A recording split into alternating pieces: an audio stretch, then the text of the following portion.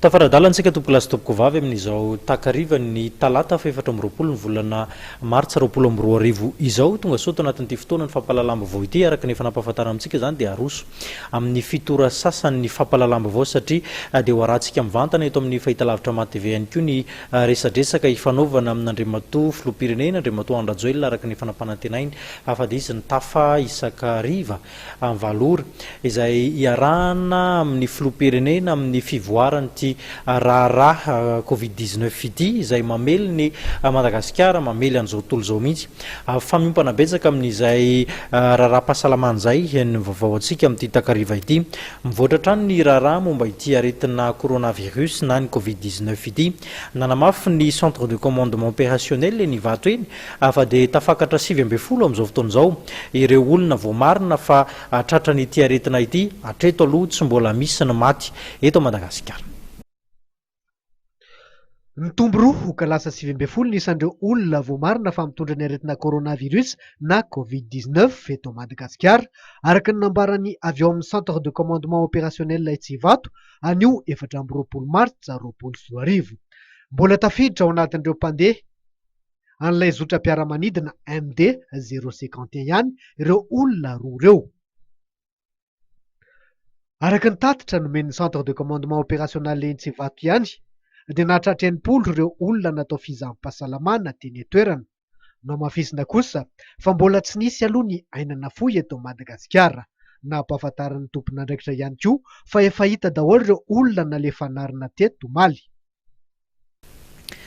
Nanome toromarika sy paikady ny ministra ny fiarovam-pirenena ny jeneraly Rakotondrina Richard nandritra ny fitsidihan'ny toeram-pandrindrana ny ady atao amin'ity Covid-19 ity eny Ivato moa no misy ity ivitoerana ity atao anatin'izany no nanomezany toromarika nanomezany ihany koa ny baiko ho an'ireo mpitandro ny filaminana rehetra ahafahana miaro ity aretina ity tsy hiditra amin'ny sambatan'olona nisy ihany koa ny toromarika samihafa ara-pahasalamana izay nipoitra teny an-toerana teny atao anatin'izany ihany koa no nampahireziny ity ministra ity ireo mpiasa rehetra miandraikitra ny fahasalamana izay voatery tsy maintsy miasa amin'izao fotoana izao.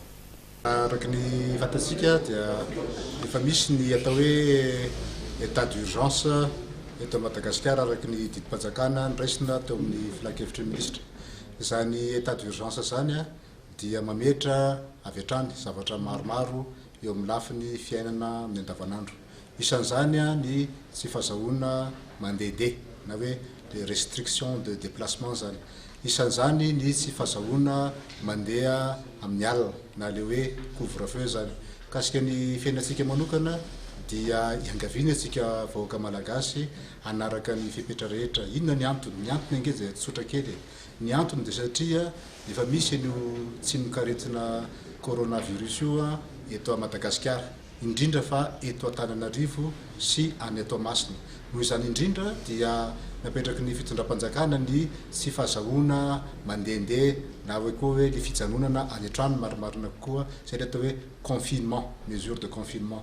Takizany koa ny any Toamasina voalohany sy faharoa ary eto dia miteny hoe amin'izay toerana kosa tokony efa ilana an'izany raha misy ny fatahorana hoe fisian'izany valanaretina zany dia misy mesure de confinement tokony horaisiny ireo solon-tenam-panjakana any amin'ireny toerana ireny.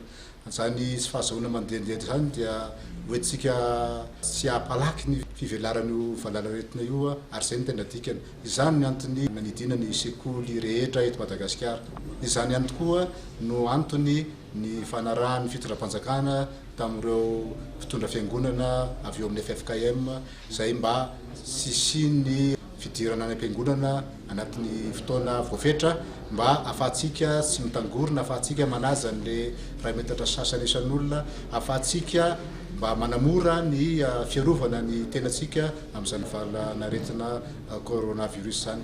Izany ihany koa ny antony nisy namelana an'ireo taxi be sy ireo taxi aloha satria raha na taxi be dia hitanareo fa mifanohizina ny olona dia mba ahafahantsika miaro ny ainy be sy ny maro satria ny fiarovana ny be sy ny maro nahafahana miaro ny malagasy ray manontolo. Izany koa ny antony tsy nandefasana an'ireny taxi be ireny na reny taxi ireny. iangaviana ihany koa aza mba tsy hisy ny fitangoronan'olona be loatra satria zanatra rehetra zany dia mba ahafahantsika manamora ny fiarovantsika amin'izany coronavirus zany mba tsisy le fitangoronana dia hampalaky ny fivelaran'izany tsy mikaretina zany sanatria eo amintsika mianakavy ka miangavy antsika vaoaka malagasy anaja ny fepetra entitra zay raisin'ny mpitandro ny filaminana amin'ny toerana samihafa na eto Antananarivo sa na ny Toamasina zany eny fa ny amin'ny faritra rehetra zay mampiatra an'izany dia mba hajaitsika ny fepetra rehetra raisin'ny mpitandro ny filaminana. Raha tsy manaja an'izany fepetra zany ianao dia ianao zany voalohany indrindra no tsy manaja ny vahoaka malagasy manodidina anao. Raha tsy manaja an'izany fepetra zany ianao dia ianao zany no namany io valanaretinao io miditra eto Madagasikara. Noho izany indrindra dia miady amina fahavalo tsy hita maso tsika, miady amina fahavalo zay tsy maintsy ho resentsika sika dia ajao reny fepetra ry vahoaka malagasy ary angaviana tanandroy ianao mba anaja anaraka ny zay fepetra rehetra zay apetraky ny mpitandro ny filaminana sy ireo tompon'andraikitra mpiatsehatra eo amin'ny lafiny ara-pahasalamana.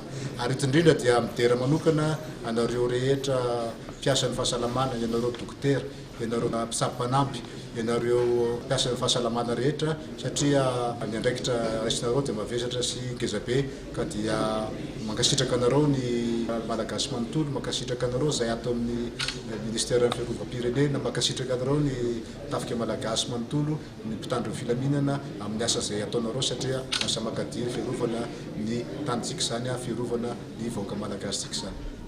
Ho atsika miaramila kosa atao amin'ny tafika malagasy dia raisina daholo ny fepetra rehetra zay efa fantatra, ohatra hoe raha miditra amin'ny birao samihafa dia efa misy an'le thermomètre laser mipetraka any, misy an'ireo gel désinfectant na ireo fanasan-tanana, misy ny savony, misy rano isaky ny birao rehetra, isaky ny toeram-piasana sy ireo toeram-ponenany miaramila ary izany dia tarina amin'ny fianakavian'ny miaramila ny amin'ny fianakaviam-ben'ny miaramila ny fanazana n'izany fepetra rehetra zany mba tesoroantsika n'izany valanaretina zany ka plazana hatrany amin'ny miaramila andarana zany reo manamboninahitra lefitra, manamboninahitra ambony, manamboninahitra général tsy hakanavaka dia tsy maintsy mampiasa n'izany fepetra zay efa noraisina eto anivon'ny ministère ny fiarovam-pirenena izany. Izany fepetra zany dia tsy mifanilika velively amin'izay noraisina amin'ny ankapobeny eto Madagasikara fa atandroka ary ny vozona anareo atao amin'ny tafika malagasy dia ianareo indrindrandrindra no voalohany manome modely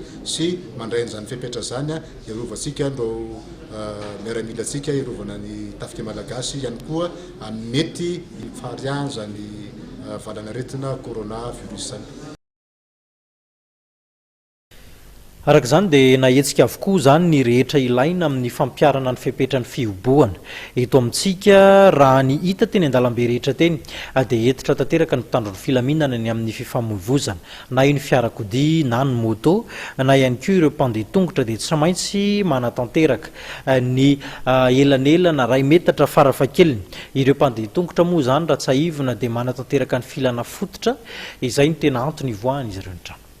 Entitra ny fitondram-panjakana amin'ny tsy tokony hivezivezena araka ny fepetra efa napetraka iarovana amin'ny coronavirus, indrindra eny amin'ireny toerana misy tsena be sy olona reny. Tsikaritry ho tolakandro fa dia nohidina ireo lalana mankeny Analakely sy ny manodidina ary nohetsehina ireo mpitandro ny filaminana sy ireo fiara 4x4 pick-up blindé eny anivon'ireo kion-dalana mizotra mankeny toerana. Voarara tokoa ny fifamoivoizana ho an'ireo moto sy fiara raha toa ka mahazo miditra eny amin'ity toerana be tsena sy olona mivezivezy ity ireo mpandeha tongotra rehefa nanaja ny elanelana 2 metatra. Esin-dan'izany nanamafy ny ministera ny tany fa tokony hiaran'ny sazy ireo rehetra mandika ny fepetra noraisina. Mbola nitsondrin'ity ministera ity tokoa ny tsy tokony hivoahana ny trano raha tsy misy antony mazava. Voarara ihany koa ny fivezivezena amin'ny taxi be, taxi borosy, fiara manokana, moto eny hatramin'ny mpandeha tongotra aza na andro na alina ankoatran'ireo nahazo lalana manokana izay alaina eny amin'ny centre de coordination opérationnelle Covid-19 eny Ivato na amin'ny alalan'ny mail. Androany aloha dia mbola tsikaritra fa maro ireo mpandeha tongotra sy fiara mivezivezy teny an-dalambe. Matetika tokoa dia nilaza ireo olona tafaresaka taminay fa maro ireo filana ka tsy maintsy nivoaka ny trano. Noraisiny commune Antananarivo renivohitra Antanana ireo tsy manan-kelofana mpatory an-dalana niarahana tamin'ny fiadidinan'ny tanàna Antananarivo sy ny ministeran'ny mponina ary ny polisy-pirenena ny fampivondronana azy ireny hojerena manokana ny fanomezana sakafo sy ny pitsopitso ny ahafahana miaina toy ny olon-drehetra izay mijanona any an-tranony noho ny fioboana teraka ity aretina Covid-19 ity. Olona sahirana sy tsy manan-kelofana misy 730 no nesorina teny an-dalambe ary napatrenonina vonjomaika etsy amin'ny centre social fanantenana etsy Anosizato. Vokatry ny fiara-miasa eo amin'ny fiadidian'ny tanàna Antananarivo renivohitra ny ministeran'ny mponina sy ny polisy-pirenena. Ahitana vehivavy 520, lehilahy 320, ankizy 400 ary olona 730 fa tsy mbola voafaritra izy ireo. Noraisina ny fepetra ho fiarovana ny malagasy amin'ny fiparitany coronavirus. Efa nampanantena ny ministeran'ny mponina sy ny commune Antananarivo renivohitra amin'ny tokony hanomezana sakafo sy fanampiana ho an'ireo fianakaviana napetraka ao amin'ny centre fanantenana Anosizato. Nandefa anjo amin'ireo malala-tanana tokoa ny CEA hanolotra sakafo toy ny vary, voamaina sy izay tsy rambin'ny tanana ahafahan'izy ireo mivelona sy miaina. Nitsikaritra nefa fa mbola maro izy ireo androany mirenireny eny an-dalambe sy mangataka amin'ireo mpandalo. Efa natomboka ny fanadihadiana na enquête sociale ahafantarana ny momba ireo olona sy sahirana ireo. Ny antony nahatonga azy mbola eny an-dalana na dia efa nisy aza ny hifandrarana sy fivezivezena manomboka amin'ny 7 ora alina hatramin'ny 5 ora maraina.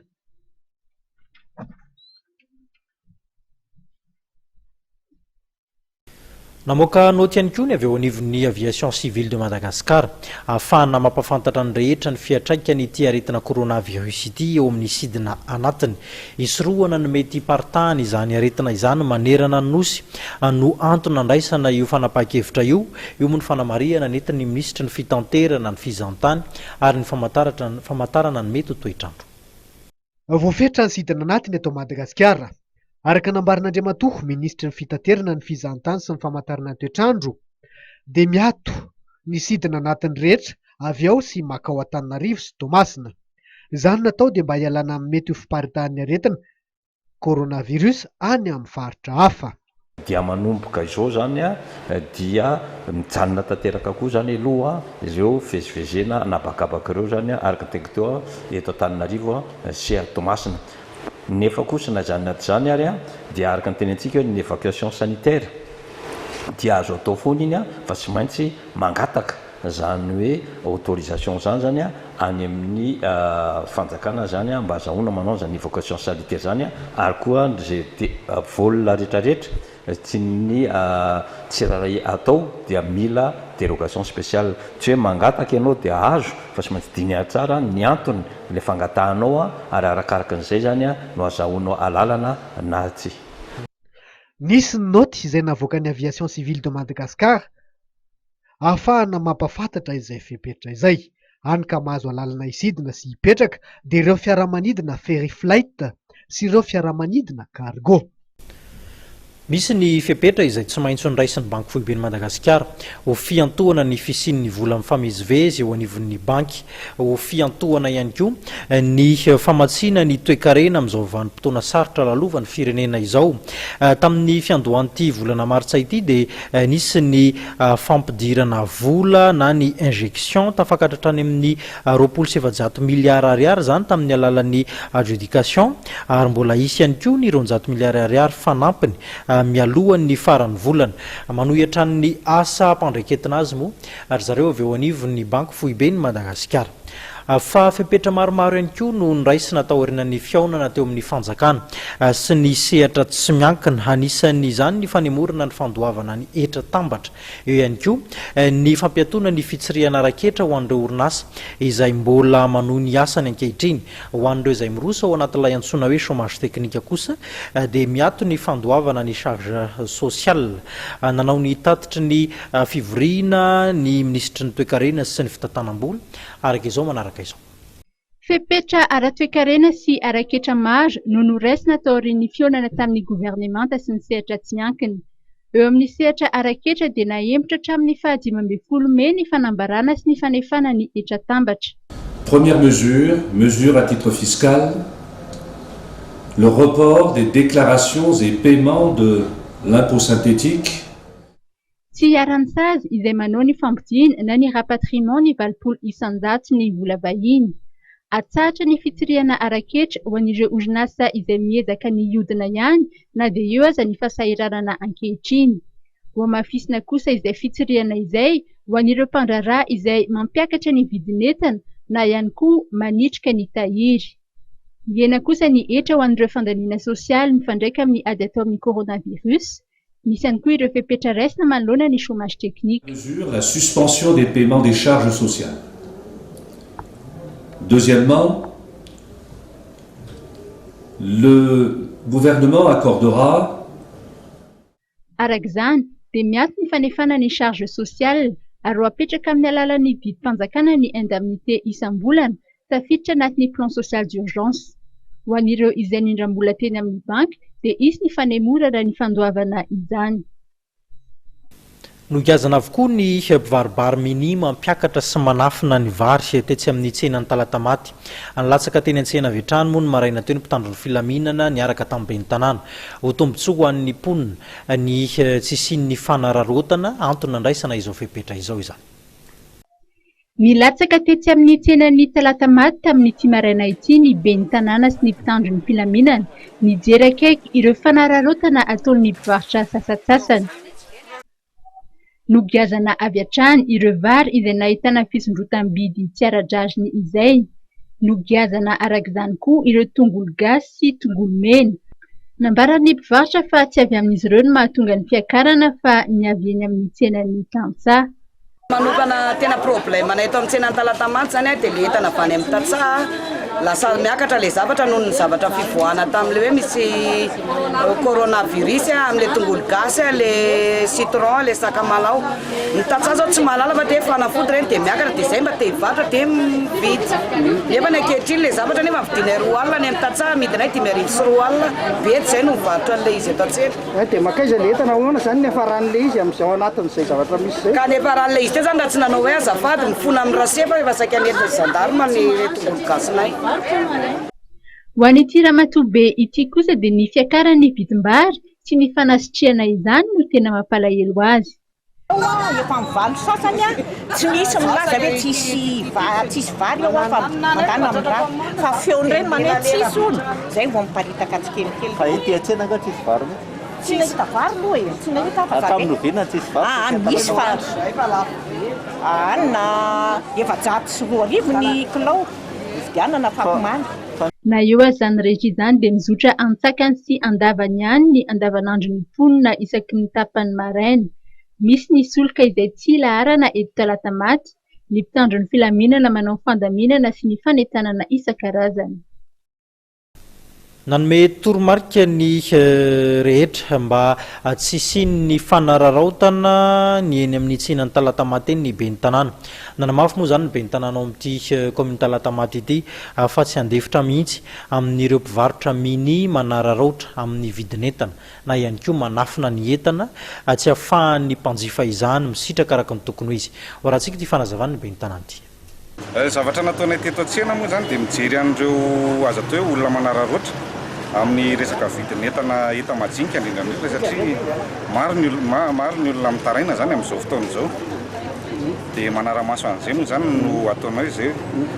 Misy ve izay fanararaotana izay? Ny zavatra hitanay teo aloha zany dia misy vitsivitsy ihany ny fanararaotana indrindra eo amin'ny ataontsika hoe tongolo gasy, sakamalaho, voasary makirana. Io moa le ataontsika hoe malaza hoe fanafodin'le aretany ity dia manararaotra le olona dia efa nidinanay dia nezahanay ny amerina mividiny andavanandro moa zany. Eo amin'ny lafiny fanentanana kosa ny tsara fantatry ny olona manao an'izay ve ny commune dia inona ny atao hoe endrik'ilay fanentanana ataon'ny commune ho an'ny mponina Talatamaty? Fanentanana ataon'ny commune aloha dia izay hoe ho antsika rehetrarehetra ny zava-misy ohatr'izao dia tokony tsy hisy ny atao hoe izay fanararaotana izay mba ohatran'ny fiainana andavanandro ihany moa zay ny zavatra izahanay tenenina amin'ny ohatra ny andavanandro ihany fa tsy hisy ny hoe tsy misy ihany na dia atao lafo be ny zavatra na hoe mampiakatra vidin'entana tsotro zao fotsiny amin'ny zay fanararotana teneniko teo zay. Efa ndresaka an'izay fanjifany izay ihany tsika dia tsy tokony hitaraina fotsiny ny mpanjifa raha mahita ny tranga na ihany koa ny fanararotana samihafa amin'ny vidin'entana hita eny an-tsena eny dia tokony hampandray ny mpitandro ny filaminana ihany koa raha misy izany tranga izany. Misy raha teo moa ny laharana maitso afaka tsoina eo anivon'ny ministera. Manoloana ny zavatra mitrangy eto amin'ny firenena ny valanaretina coronavirus be ny mpanararotra amin'ny vidin'entana be koa ny tsy manao ny fitandremana amin'izay tokony fitandremana tokony atao mba hiarovana tsy hampianaka ny valanaretina. Fa ny afatra tiana olazaina amintsika indrindra fa itsika mpanjifa na ao anatina fikambanana na tsy ao anatina fikambanana resaka efa niarana ny fanaovantsika zany tao ministry ny varotra ny polisy ary ny gendarmerie pirenena raha misy tranga hitatsika fanararotana fampiakarana vidin'entana na fanafenana entana indrindra fa mivary ilayntsika fiainana andavanandro na ny menaka zany na ny lafarinina na ny siramamy dia ilazao ireny olona reny satria reny officier de police judiciaire afaka mandray andraikitra araka ny resaka ny fampiresana.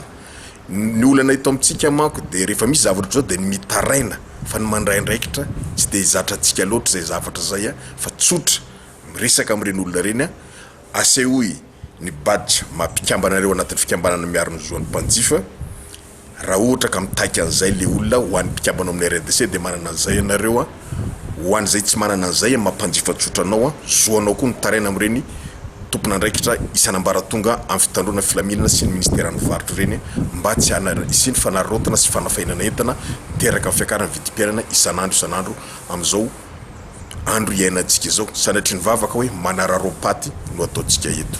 Misy ny laharana maitso any ministera ny varotra zay azontsika hiantsona azy ireo koa ankoatran'izay fampiresana amin'ny tompona andraiky zay dia 034 30 812 34 034 30 812 34 azontsika antsona io mba andraisana andraikitra amin'ny zavatra mitranga zay hitatsika eny amin'ny toerana misy atsika reny iarahana amin'ny président fokotany koa dia entana amin'ny président fokotany mba handray andraikitra satria ianareo zao ny tompona andraikitra akaiky indrindra ny olona any amin'ny fokotany any. Fa ao anatin'ity fitim-baovao ity kosa no mitinana antsika zany ny vaovao ny afatra avy eo anivon'ny ministera ny antany sy ny vaovao avy eo anivon'ny commune Antananarivo renivohitra momba ny fanafoanana ireny tsena isan-kerinandro reny raha tsy lazatsika zao ny amin'ny Rampitso Alarobia tsenan'ny Andravoahangy ny Alakamisy tsenan'ny Mahamasina sy ny hafa ihany koa. Fitina amintsika ao anatin'ity vaovao manaraka ity ny momba azy ireo. Mamerina sy manamafy ny ministerany Atitany fa manomboka amin'ny 7 ora alina hatramin'ny 5 ora maraina ny tsy fahazahoana mivezivezy amin'ny alina na couvre-feu eto Antananarivo sy Toamasina ho an'ireo izay voatery hivoaka noho ny antony manokana samihafa ao anatin'ny fotoana voatondro io dia angaviana anao fangatahana attestation manokana ao amin'ity adresy mailaka ity co.covid19mada@gmail.com na iantso ny laharana 034 81 627 50. Nanapa-kevitra ny teo anivon'ny commune Antananarivo renivohitra fa ampiantona avokoa ireo tsena isan-kerinandro toy ny Mahamasina, Andravoahangy, Ambodin'Isotry, Koma 67 hectares, Ambohimanarina.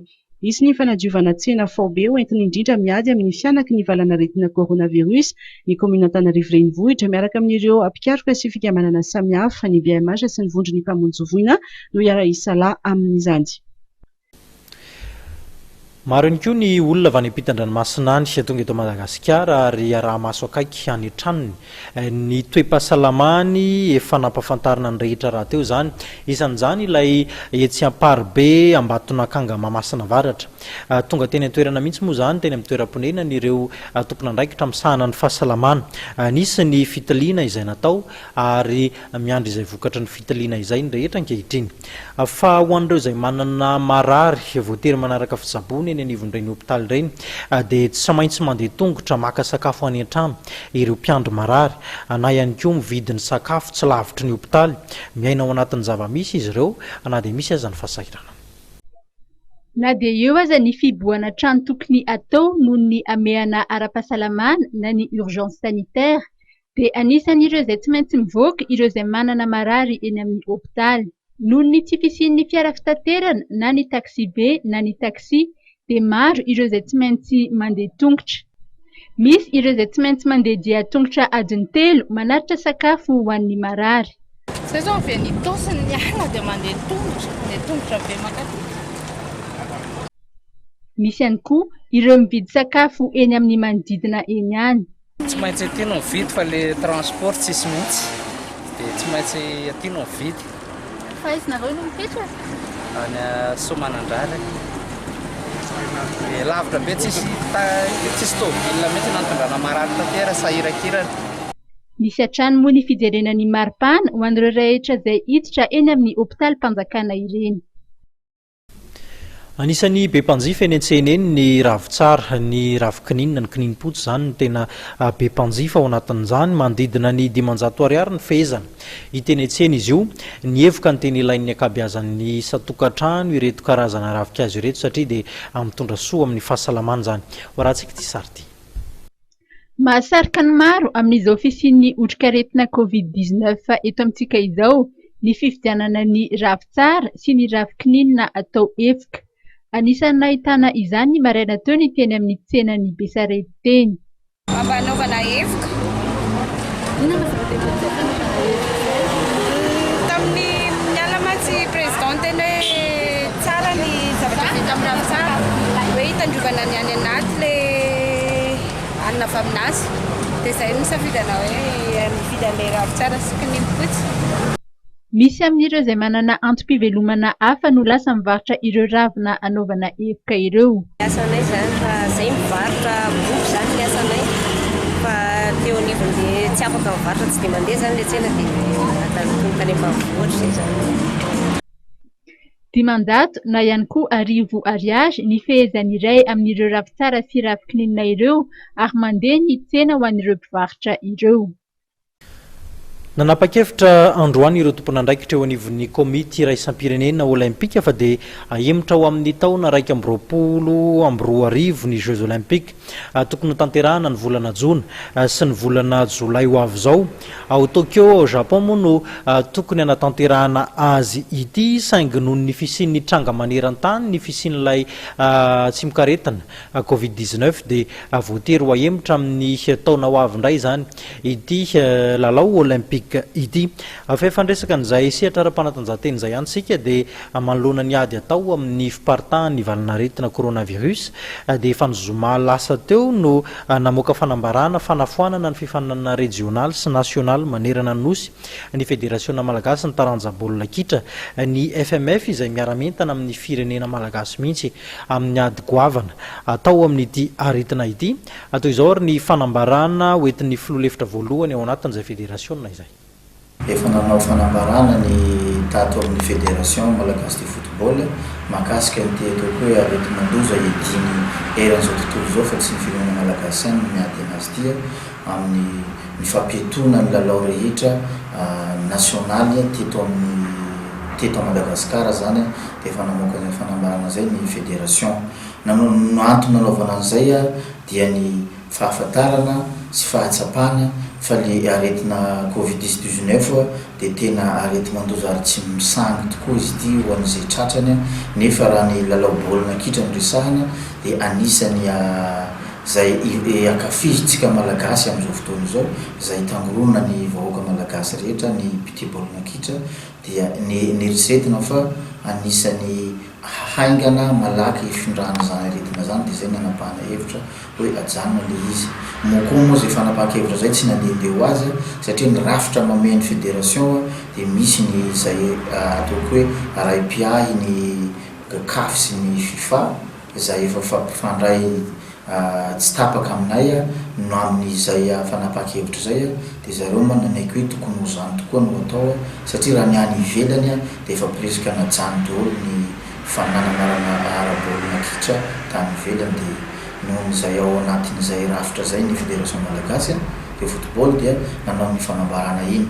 Dia ny fitondram-panjakana koa moa vomaika nanamafy an'izay ihany koa fanambarana nataon'ny fitondram-panjakana nataon'ny filoham-pirenenantsika Antony Nirina Rajoelina ho fanajanonana ny fananana ara-panatanjahantena rehetra eto amin'ny tany sy ny firenena dia zavatra fameno tanteraka zay sady zahay ato amin'ny fédération dia miara-miasa tanteraka amin'ny fitondram-panjakana miatrika ny fananana telo lehibe goavana io tsika nefa nahato daholo zany le fananana reny zao diny mpilalao-tsika rehetrarehetra zany zao a dia mitovy ny fepetra ny raisina nataon'ny fitondram-panjakana ihany dia nalefa miato ihany koa zany a dia io ny anay ato amin'ny fédération zany no nisan'ny jerena hoe raha ny mpilalao-tsika alefa mody daholy a mamonjy ny tokantranony a dia nefa tsy maintsy ho andeha ihany ny faninanana raha fa tahiny ka milamina sy voafehitsika ara-dalàna ty aretin'ny mandoza ty a dia hita zany zay le avy amin'ny fiteny hoe le regroupement zay efa nisy zany a tsy maintsy miverina amin'ny voalohany ray ty moa zany zavatra exceptionnel ty a dia tsy maintsy misy mesure exceptionnel ihany koa raha atao amin'ny football ny Barea zao nampiakatra avoan'ny firenenantsika nahazo fandresena lehibe amin'izay natao rehetrarehetra mino sy manantena koa zay fa tahaka ny fandresen'ny Barea ihany koa no andresentsika firenena malagasy an'ity arety mandoza coronavirus ty raha ohatra ka samy miara-mientana sika rehetra ohatra ny nataontsika miara-mientana tamin'ny fanohanana Barea ihany koa no ankaviana iarahantsika mientana iady amin'ity Covid-19 ty eo amin'ny tontolon'ny zavakanto dia very olo manga indray ny tontolon'ny mozika tao arinan'ny Aurelius Mabel dia nodimandry ihany koa zany androany teo amin'ny fahenina amby 20 taonany ilay mpitsoka saxophone malaza Manu Dibango ireo fianakaviana no nampafantatra ny vaovao tamin'ny alalan'ireny tambazotra tserasera ireny ry fianakaviana ry tapaka sy namana ry mpankafy misy feo miainga avy any lavitrany amin'ny alahelo lehibe no mpandrenesanay ny falasany Manu Dibango papi grovintsika zany eo amin'ny tontolon'izay fitsofana saxophone izay nitranga androany teo amin'ny fahenina amby 20 taonany noho ny aretina coronavirus izay no afatra tao anatin'ny tambazotra tserasera noho ny tsy fahafahana mivezivezy moa zany dia ny fianakaviana tena akaiky azy ihany no anatanteraka ny fandevenana izy kosa ny fanomezam-boninahitra azy ao arina kely ao araka ny fivoaran'ny toedra rano anaovana izay afaka mametraka afatra sy fiaraha-miory ao anatin'ny adresy mailaka manu@manudibango.net ireo rehetra mpankafy ity mpanatalenta ity fa ho fanamariana ny tombaovao malagasy kosa dia misy ny afatra avy amin'ny andrimbeny merina ny professeur Raymond Hanjeva satria dia ao anatin'ny zany tanteraka isika amin'izao fotoan'izao misy ny afatra horaketina ao anatin'ity fanadihadiny ity zay afatra fiarabana sy fankaherezana amin'izao fotoana ny fatongavany tombaovao malagasy zao dia misy afatra ao ampitaina amin'tsika rehetrarehetra avy amin'ny professeur Ranjeva Raymond Andriambeny Merina ka ho vakiako manontolo izy tsika ho antsika malagasy ifampiaraba ny vahoaka malagasy raha natratra taona vaovao amin'izao andro alamady zao miara-paly mifampirary sy mifampiavana amin'ny malagasy vakoly isika rehetra izany no dinan'ny fanekena nanomboka tamin'ity taona ity ny tombaovao malagasy dia ankalazaina araka ny fomba mampanao ny fianakaviana sy ny vohitra ary ny foko samihafa satria samy masina antany tsy misy tombo sy ala samiary misaotra n'Andriamanitra andriananahary ka ho finaritra sy sambatra ny tokantrano mankalaza ny fanandratana ny aina sy ny fanahy ary ny fihavanana andro ny fifampitondrana merika ny vahoaka malagasy mandaro soritsarotra ny olombelona maneran'izao tontolo izao ary anatin'izany isika malagasy adidy ary ny mitodika amin'ny tsirairay sy ny vahoaka manomboka manontolo iraisaina sy foa mampanahy amin'ireo jadiny ny fahasairanana sy ny fahoriana tsaroana koa ireo tompon'andraikitra samihafa indrindra ny ara-pahasalamana ka hisorana manokana manantso etona fa ny fihavanana ny firaisankina ary ny fimbonam-bavaka amin'ny lainahary no antoko ny andresentsika ny fahakiviana ny anongorantsika ny firaviravitanana tsy afaka nitorevika izy tsony isika fa ny fanantenana isandratra no andrasan'ny malagasy ny tanàna aoka isika rehetra andiny tena ifakahery mandresony rovo sy ny akiviana Antananarivo fa 13 martsa 2024 nanao ny afatra ny Andriambeny Merina Ranjeva Raymond reny vaovaontsika ary tompoko lazy tompoko vavy dia ankasitrahany ianao tsy nisaraka taminay ankasitrahana ihany koa ianao anaraka ireo toromarika samihafa ny amin'ny fisoroana ity aretina covid-19 ity ho amin'ny rapitso ny sampana fampalalam-baovao mame fotoanao anao ny fahita lavitra ma-tv dia manolotra ny fandarina ho anao hatrany mandrapatonga an'izay andro ny rapitso izay veloma tompoko